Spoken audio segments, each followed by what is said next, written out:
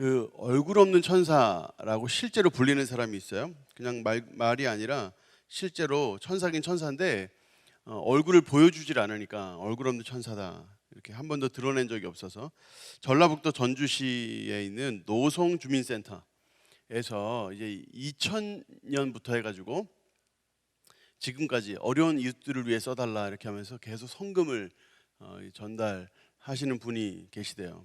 최근에 뉴스에서 화제가 됐는데 처음에 58만 4천 원을 어린아이 손에 들려서 주민센터에 갖다 주라고 이렇게 해서 전달하는 것을 시작으로 해서 매년마다 수천만 원에서 1억 상당의 재정을 계속적으로 이렇게 불쌍하고 힘든 사람들을 위해 도와달라고 이렇게 전달하는 분이 계셨어요. 말 그대로 진짜 오른손이 한 일을 왼손이 모르게 하는 그런 분인데 19년 동안 기부한 금액이 6억 834만 660원이래요.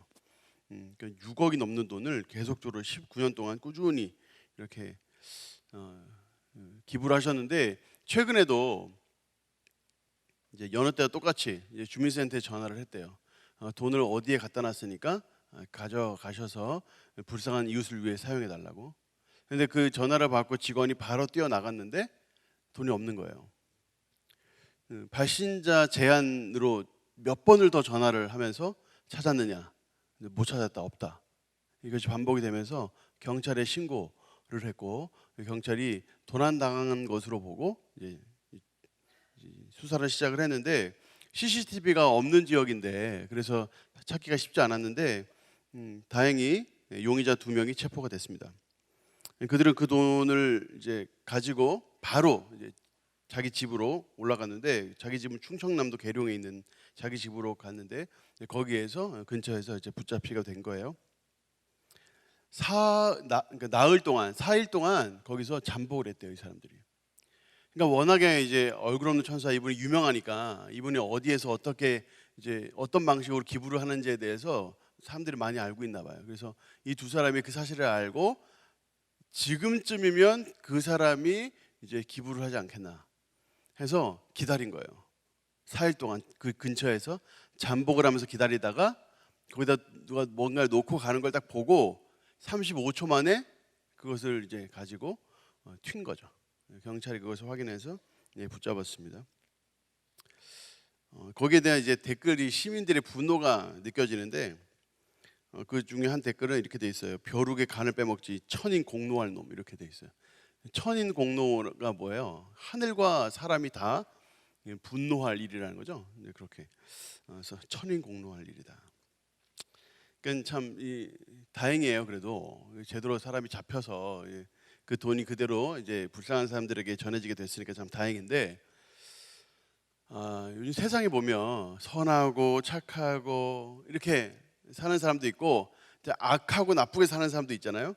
근데 그런 사람들을 보면 우리 안에 항상 이런 마음이 있어요. 착하게 사는 사람들 또 선한 일을 베푸는 사람들에게는 참 복이 많으면 좋겠고 또 나쁜 일하고 괴롭히는 사람 이런 사람들에게는 좀 벌이 있으면 좋겠고 이런 생각들을 우리가 다 하는 것 같아요.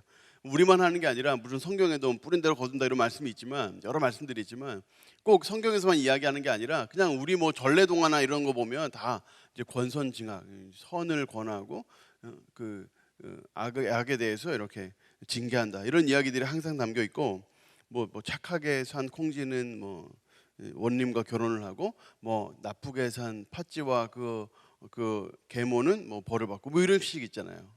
흥부 착하게 사는 흥부는 제비가 갖다 준 박씨로 대박이 나고 놀부는 벌을 받고 이런 식의 이야기. 그러니까 이런 것들을 우리가 다 사실 마음속에 원하고 있고 생각하고 있단 말이에요. 그런데 과연 세상을 바라볼 때 그렇게 되는가 하는 거예요. 착하게 사람은 정말 하늘의 복을 받고 나쁘게 사는 사람은 하늘의 징계를 정말 받느냐 하는 거예요. 이런 의문들을 사실 우리만 갖고 있는 게 아니라 성경에도 많은 사람들이 가지고 있었는데 특별히 시편 73편에 보면 아삽이라는 사람이 나와요. 아삽은 누구냐면 다윗 시절에 예배를 인도하는 예배 인도자예요. 그 당시에 이제 3명의 예배 인도자가 있었는데 그 중에 우두머리. 그래서 아삽이 하나님을 찬양하고 예배할 때에는 항상 연기가 났다 그랬어요. 그러니까 구약 시대의 연기는 하나님의 임재를 상징하거든요. 그러니까 하나님의 임재가 가득한 그런 예배를 인도하는 사람이었는데, 이 사람이 시편을 몇 편 썼어요. 그 중에 한 편이 73편인데 거기에 이런 말씀이 있어요. 제가 천천히 읽어드릴게요. 세 번역으로. 하나님은 마음이 정직한 사람과 마음이 정결한 사람에게 선을 베푸시는 분이건만 나는 그 확신을 잃고 넘어질 뻔했구나. 그 믿음을 버리고 미끄러질 뻔했구나. 그것은 내가 거만한 자를 시샘하고 악인들이 누리는 평안을 부러워했기 때문이다. 그들은 죽을 때에도 고통이 없으며 몸은 멀쩡하고 윤기까지 흐른다. 사람들이 흔히 당하는 그런 고통은 그들에게 없으며 사람들이 의뢰당하는 재앙도 그들에게는 아예 가까이 가지 않는다. 그러니까 이 아삽이라는 사람이 시편을 쓰면서 넘어질 뻔하고 실망할 뻔하고 믿음을 저버릴 뻔했다는 거예요. 왜냐하면 악인들이 너무 잘 사니까. 악인들에게는 그냥 악인들은 벌을 받고 이런 게 아니라 그냥 보통 사람들이 받는 고난도 그들에게는 없더라는 거예요. 그러니까 그 모습을 보면서 스스로 믿음을 저버릴 뻔했다라고 고백을 하는 거예요. 하박국 1장 13절에도 하박국이 이렇게 고백을 해요. 주님께서는 눈이 맑으심으로 악을 보시고 참지 못하시며 폐역을 보고 그냥 계시지 못하시는 분입니다. 그런데 어찌하여 배신자들을 보고만 계십니까? 악한 민족이 착한 백성을 삼키어도 조용히만 계십니까? 이렇게 고백을 했어요.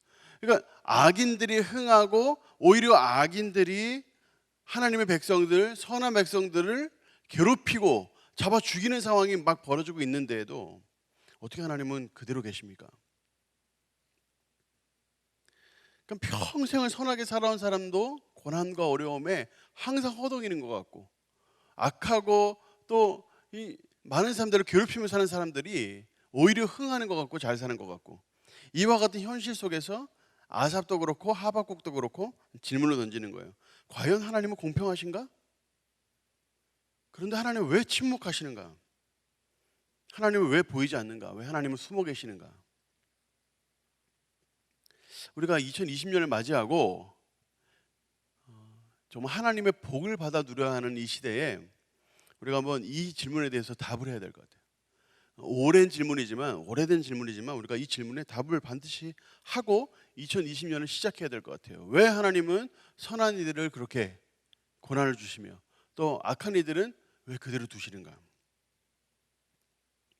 우리가 일단 하나님의 대원칙을 함께 생각해 볼 필요가 있는데, 오늘 본문을 통해서 한번 확인할 수 있습니다. 15절에 보니까 15절에 분명히 이렇게 말씀하고 있어요. 오늘 생명과 복과 사망과 화를 내 앞에 두었다. 그러니까 우리가 생명과 복과 사망과 화를 선택을 할 수 있다는 거예요. 선택을 할 수 있는데 어떻게 선택하느냐? 16절에 보니까 내게 명령하여 내게 명령하는 내 하나님, 그 하나님을 사랑하고 그 명령과 규례와 법도를 잘 지켜 행하는 것, 그게 바로 사는 것과 복을 선택하는 방법이라는 거예요. 그런데 17절 18절에 보면 또 똑같이 사망과 징계, 화를 선택하는 방법이 나오는데, 거기 보면 만일 마음을 돌이켜 듣지 아니하고 유혹을 받아 다른 신들에게 절하고 그를 섬기면, 그렇게 하면 이게 바로 사망을 선택하는 것이고 화를 선택하는 거라는 거예요. 그러면 하나님께서 어떻게 하시겠다 이렇게 말씀을 하시는데, 16절에 보니까 생명과 복과 사망과 화를 선택을 했을 때 그 결과가 당장에 나타나면 좋은데, 그럼 우리 마음이 훨씬 속 시원할지 모르겠어요. 그런데 시간이 걸린다는 거예요. 16절에 보시니까 여러분 보세요. 16절 하반절에 보시니까 그리하면 내가 생존하며 번성할 것이요 또 내 하나님 여호와께서 내가 가서 차지할 땅에서 내게 복을 주실 것이라. 여기 보면 생존하여 번성하는 것도 시간이 필요해요. 생존하고 오랫동안 생존하고 그 가운데 번성하는 데는 시간이 필요하죠. 당장에 번성하는 거 아니잖아요. 시간이 필요한 거예요. 그리고 또 가서 땅을 차지하는 시간도 필요해요. 그래서 땅을 차지해서 거기에서 오랫동안 복을 누린다고 했는데 그 오랜 시간이 필요한 거예요. 그러니까 하나님 앞에 복과 또 그 은혜를 얻는 데에도 시간이 필요한 거예요. 그러니까 순종해도 지금 당장 내가 하나님께 순종하고 하나님 뜻대로 사는데 당장 이루어지지 않아요. 그럴 때 우리가 해야 될 게 뭐냐면 인내하고 기다리는 거예요. 사망과 화도 마찬가지예요. 요단을 건너가서 차지할 땅에서 너희 날이 길지 못할 거래요. 그러니까 그 땅으로 건너가서 사는 시간이 필요해요. 거기에서 길지 못하려면 그것이 나타날 시간이 필요한 거죠. 그러니까 악인에게도 하나님 심판이 일어나는 데는 어떤 경우에는 시간이 필요해요. 물론 즉각적으로 나타나는 경우도 있어요. 민감한 사람들은 그걸 잘 느끼죠. 근데 그게 아니라 하나님의 이 생사화복은 시간이 걸려요. 많은 경우에. 그러니까 하나님께서 분명히 우리에게 생사화복을 선택하도록 하셨는데, 그 생사화복을 선택하는 그 주체는 우리고, 우리가 그것을 선택할 때 거기에 대한 결과를 하나님께서 우리가 허락하시는데, 어떤 경우에는 시간이 필요하다 하는 거예요. 자, 한번 도표 한번 보여주세요. 우리가 이 축복이냐 징계냐 하면 첫 챕터에서 우리가 볼 수 있는 도표가 바로 이 도표인데, 하나님께서 우리에게, 자 보세요, 밑에 명령과 상벌과 순종을 주셨어요. 자, 우리에게 하나님께서 명령도 주시고 상벌도 주시고 순종도 주셨는데, 다 뭘로 주셨냐? 은혜로 주셨다는 거예요. 자, 잘 정리를 해보세요. 하나님께서 우리에게 명령을 주실 때는 십계명 같은 거 우리에게 명령 주셨잖아요. 또 이제 신약으로 넘어가면 서로 사랑하라 이런 식의 명령을 주시잖아요. 그 명령을 주실 때 우리에게 은혜로 주셨다는 거예요. 십계명 우리에게 주실 때, 그러니까 이스라엘 백성들에게 십계명을 주실 때, 너 이거 십계명 지키면 내가 너 복 줄 거야, 너 이거 십계명 안 지키면 너 벌 내린다, 이렇게 한 게 먼저가 아니라 그 앞에 그들을 애굽에서 구원해내는 게 있었어요. 은혜로 구원해내고 3개월 동안 하나님께서 다시 그들로 돌아가지 않는 완전히 애굽에서의 완전한 분리를 허락하시는 거예요. 은혜입니다. 은혜 이후에 명령을 주신 거예요. 그러니까 이 명령은 이것을 가지고 이스라엘 백성을 속박하거나 가두거나 이러려는 게 아니라, 이 명령을 주셔서 이 명령의 따름을 통해서 그 구원을 계속적으로 유지하기 위해서, 하나님의 그 은혜, 하나님의 그 사랑을 누림을 계속 유지하기 위해서 우리에게 주시는 거예요. 그러니까 이 명령은 은혜로 주신 거예요. 은혜. 그래서 저 명령은 속박이나 우리를 가두는 것이 아니라 그 안에서 자유와 풍성함과 하나님 주시는 복을 누리게 하기 위해서 우리에게 명령을 주시는 거예요. 그리고 은혜로 상벌을 주세요. 하나님 말씀에 순종하면, 우리가 방금 본 것처럼 하나님 말씀에 순종하면 그 순종한 대로 하나님께서 우리에게 복을 주시고, 불순종하면 불순종한 대로 징계하시는 거. 이게 바로 은혜라는 거예요. 왜 은혜일까요? 세상을 살아가는데 인생길이 너무너무 많아요. 어떤 사람들은 저렇게 살고 어떤 사람은 이렇게 살아요. 생활 방식도 너무너무 다양하고 문화도 너무너무 다양해요. 근데 그 가운데서 내가 어떻게 살아야 되지? 무엇을 위해 살아야 되지? 내가 어떠한 마음으로 사람을 어떻게 대하고 살아야 되지? 이런 고민도 우리가 할 거 아니에요. 그럴 때 하나님께서 어떨 때는 상도 주시고 어떨 때는 징계도 하시면서 우리가 가야 될 길들을 이렇게 가이드 하신다고요. 그러니까 그것이 바로 은혜라는 거예요. 은혜. 그래서 또 하나님께서 순종하게 하시는 것도 은혜예요. 뭐 순종하는 거 우리가 하는 거 아닌가? 맞죠? 근데 우리에게 하나님께서 순종할 마음을 주시고, 순종할 수 있는 능력을 주시고, 순종할 수 있는 여건을 허락하시는 거, 이거 다 하나님의 은혜거든요. 마치 우리가 입는 옷은 더러운 옷을 입는 것 같아서, 우리의 행실은 더러운 옷과 같아서 아무리가 깨끗하게 산다고 하더라도 항상 부족하거든요. 근데 하나님께서 그것을 기뻐 받아주시는 거예요.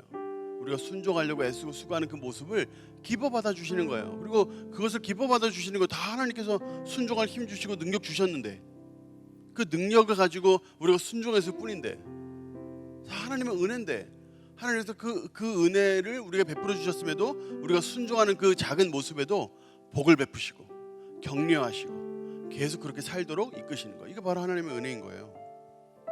그러니까 이것이 다 하나님의 은혜예요. 명령을 주신 것도 하나님의 은혜고, 상벌을 주시는 것도 하나님의 은혜고, 순종을 주시는 것도 하나님의 은혜예요. 이것이 바로 하나님과 우리 사이에 교통하는 방법이에요. 하나님께서 예를 들어서 11조 해라, 우리가 11조 하잖아요. 근데 하나님께서 11조 할 수 있는 여건을 다 허락하신다고요. 믿음도 허락하시지만 재정적인 여건도 허락하시고, 그렇게 하나님께 믿음으로 했을 때 하나님 더 채워주시고, 이런 복들이 있단 말이에요. 이런 것을 통해서 물질적인 관계에서 하나님과 나와 소통하는 거예요. 말씀 읽고 그 말씀대로 순종하면 내가 복 줄게. 그럼 하나님 말씀대로 순종하고 그 뜻대로 살아가면 하나님께서 복을 베푸시는 거예요. 하나님께서 성경 읽을 수 있는 상황, 말씀 들을 수 있는 상황, 좋은 팀 사역자들 통해서 하나님의 음성을 잘 들을 수 있도록 인도해 주셨는데, 그 하나님 그 인도하심 따라서 나는 그냥 물 흐르듯이 했을 뿐인데 순종했다.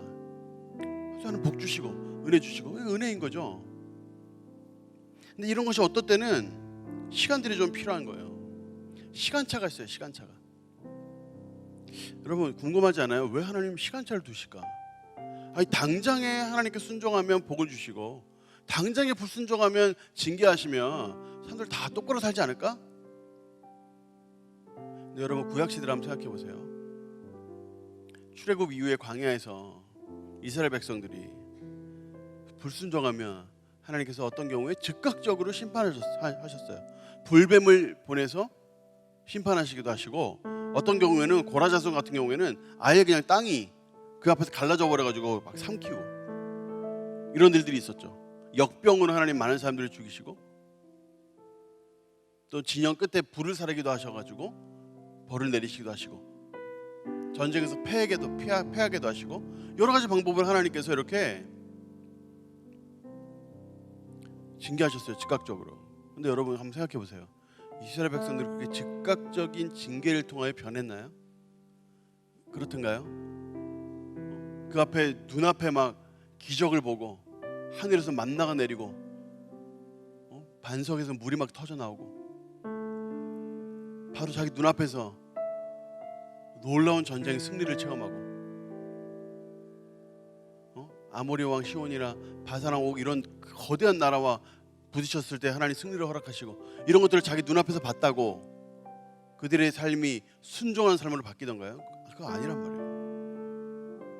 오히려 계속 반역하고 오히려 더 불평하고 하나님 그전에 주셨는데 왜 지금 안 주십니까? 하나님 그때는 물을 주시더니 지금은 왜 물을 안 주십니까? 이제는 만나는 못 먹겠습니다. 야채 먹고 싶어요. 야채 주세요.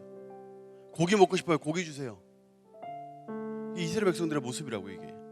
근데 그게 그들만의 모습이냐고요. 여러분 삶에 당장에 내 눈앞에 기적과 같은 사건이 벌어진다고 해서 우리 인생에 우리의 신앙에 하나님을 더 사랑하게 되고 더 깊이 하나님을 따르게 되는 그런 일이 벌어질까요? 그렇지 않단 말이에요. 하나님 그걸 너무너무 잘 아시는 거예요. 무조건 지금 한바탕 기적이 나타나고 마치 내 앞에 무시무시한 징계가 있고 막 이런 일이 있는 게 그게 다가 아닌 거예요. 하나님께서는 우리에게 생사화복을 우리 앞에 두시고 선택하도록 하시면서 그것을 이루어지기까지 우리로 인내하기를 원하시는 거예요. 하나님 말씀에 인내하고 그 뜻대로 살았을 때 하나님께서 그 가운데 넘치는 복을 더 베푸시기 위해서 우리로 하여금 그 시간을 허락하시는 거예요. 당장에 기적이 일어난다고 우리가 좋은 게 아니거든요. 우리의 삶에 무조건 좋은 일이 벌어지는 게 아니라고요. 오히려 더 즉각적인 어떤 이 복과 이 화 때문에 오히려 즉각적인 이와 같은 하나님의 처분 때문에 오히려 우리가 더 하나님 앞에 타락할 수 있다고요.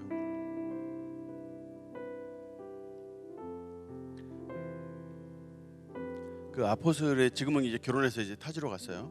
아포슬이 한 커플이 있었는데 저만 그렇게 보는 게 아니라 모든 사람이 그 커플을 너무너무 신실하다, 너무너무 믿음을 잘 지키고 무슨 소그룹이든 하나 맡겨놓으면 그 소그룹원들을 다 살려내는 거예요. 너무너무 귀한 커플이에요. 그래서 그 커플이 타지로 간다고 했을 때 제가 얼마나 마음이 슬펐는지 몰라요. 아깝다는 생각이 너무너무 많이 들고 너무너무 좋은 커플이에요. 그런데 그 커플에 왜 이렇게 고난이 많은지, 무엇보다 아기가 안 생겨가지고 많이 힘들었어요. 근데 아기가 안 생기는 게 단순히 이렇게 좀 건강이 다 괜찮은데 이게 아니라 건강이 안 좋아. 그래서 여러 번 병원에 가서 검사하고 저한테 몇 번을 기도 부탁을 하고 이번에 병원 가는데 어떻게 하는데 힘들대요, 슬프대요, 어렵대요, 이런 얘기들을 저한테 항상 하면서 그래서 제가 항상 기도하죠. 얼마나 안타까워요. 너무너무 착하고 너무너무 선하고 얼마나 열심히 사는 커플인지 몰라요. 근데 왜 하나님은 이 커플에 이렇게 힘든 일들을 주실까?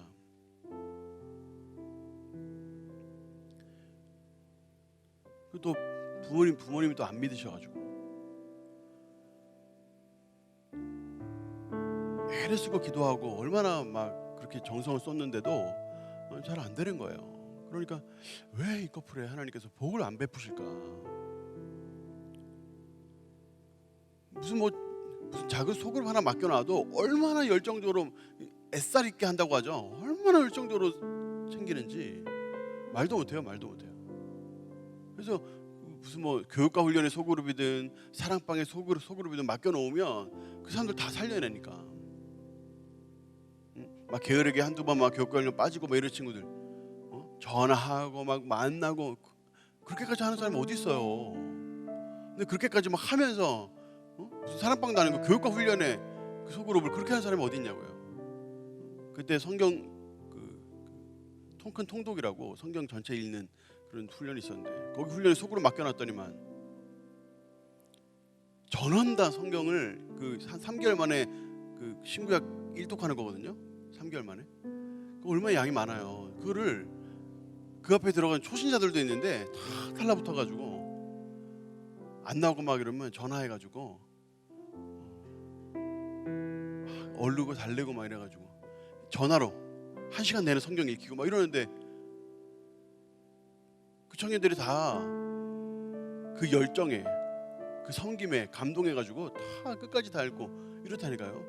그런 커플 어디 있어요? 때때마다 막 봉사에 뛰어들고 섬김에 뛰어들고 막.